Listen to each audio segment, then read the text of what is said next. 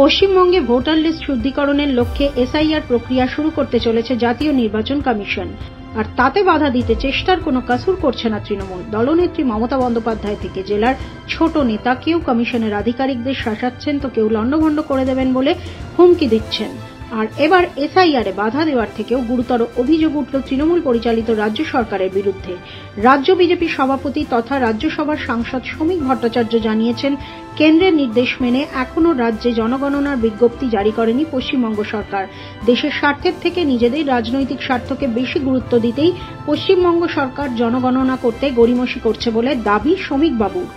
Corona মহামারীর জেরে লকডাউনের জন্য 2021 সালে দেশে জনগণনা হয়নি। অবশেষে 2027 সালে জনগণনা করতে তৎপর হয়েছে কেন্দ্রীয় সরকার। সেই জন্য গত জুন মাসে বিজ্ঞপ্তি জারি করেছে তারা। প্রথা মেনে এরপর দেশের সমস্ত রাজ্য সরকার জনগণনা করানোর জন্য বিজ্ঞপ্তি জারি করেছে। একমাত্র ব্যতিক্রম পশ্চিমবঙ্গ। কেন্দ্রের বিজ্ঞপ্তি জারির পর 4 মাস কাটলেও এখনো বিজ্ঞপ্তি জারি করেনি তারা। এই নিয়ে সোশ্যাল মিডিয়ায় পোস্ট করে গভীর উদ্বেগ প্রকাশ করেছেন শ্রমিক বাবু। তিনি লিখেছেন, 2027 সালের নাগরিক জনগণনা শুরু হতে চলেছে। দেশের অন্যান্য রাজ্য কেন্দ্রের নির্দেশিকা মেনে প্রশাসনিক সীমানা চূড়ান্ত করেছে এবং জনগণনা কার্যক্রম ইতিমধ্যেই শুরু করেছে। কিন্তু পশ্চিমবঙ্গ একমাত্র রাজ্য যা এখনো জনগণনার জন্য বিজ্ঞপ্তি জারি করেনি। কেন্দ্রীয় স্বরাষ্ট্র মন্ত্রক 2024 সালের ডিসেম্বরের মধ্যে রাজ্যগুলিকে প্রশাসনিক সীমানা চূড়ান্ত করতে বলেছিল। 2025 সালের 16 জুন গেজেট বিজ্ঞপ্তি জারি হলেও তৃণমূল সরকার ধীরগতিতে এগোচ্ছে, যা সাধারণ মানুষের স্বার্থকে উপেক্ষা করার শঙ্কা তৈরি করছে। জনগণনার গুরুত্ব স্মরণ করিয়ে শ্রমিক বাবু লিখেছেন, জিএফএক্স ইন। এবারের জনগণনায় জাতভিত্তিক গণনাও অন্তর্ভুক্ত হবে, যা দেশের জন্য নতুন এবং গুরুত্বপূর্ণ।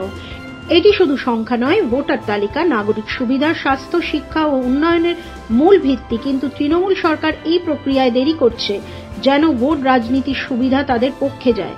সাধারণ মানুষের স্বার্থের পরিবর্তে তারা নিজের রাজনৈতিক লক্ষ্য হাসিলকে অগ্রাধিকার দিচ্ছে। এই অবস্থায় নাগরিকদের অধিকার, সরকারি পরিষেবা ও স্বচ্ছ গণনার নিশ্চয়তা ঝুঁকির মুখে পড়েছে। কেন্দ্রীয় সরকার ও রাজ্যের নাগরিকরা আশা করছে যে পশ্চিমবঙ্গ সরকার দ্রুত প্রয়োজনীয় পদক্ষেপ নেবে এবং জনগণনার জন্য বিজ্ঞপ্তি জারি করবে, যাতে গণনা স্বচ্ছ, নিরপেক্ষ ও সময় মতো সম্পন্ন হয়। শ্রমিক বাবুর এই পোস্টের পরেই শুরু হয়েছে শোরগোল। কেন রাজ্য সরকার জনগণনার বিজ্ঞপ্তি জারি করছে না? কিসের অনীহা তাদের? সাংবাদিকদের এই প্রশ্নেরও জবাব দিয়েছেন শ্রমিক বাবু। সমস্ত জায়গায় জনগণনার নির্দেশ হয়ে গেল, পশ্চিমবঙ্গে এখনো পর্যন্ত হলো না। তার কারণ হচ্ছে পশ্চিমবঙ্গ রাজ্য সরকার জানে এই মুহূর্তে পশ্চিমবঙ্গের সীমান্তবর্তী জেলায় জনসন্তুলন শুধু বদলায়নি, এ রাজ্যে যে আধার কার্ড আছে সেটা জনসংখ্যার থেকে বেশি। এই ভুয়ো তালিকা, জালি বিভিন্ন ডকুমেন্ট, এগুলো থেকে দৃষ্টি সরানোর জন্য এখনো পর্যন্ত তারা নির্দেশ দেয়নি। সেটা সচেতন করতেই, পশ্চিমবঙ্গবাসীকে জানাতেই আমরা এটা করছি। পশ্চিমবঙ্গের বিভিন্ন সীমান্তবর্তী জেলার জনসন্তুলনকে পরিকল্পিতভাবে আন্তর্জাতিক চক্রান্তের মাধ্যমে পরিবর্তিত করে ফেলা হয়েছে।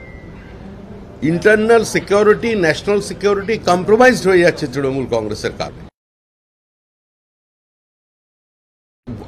লোকের নাম এখানে চলে আসছে,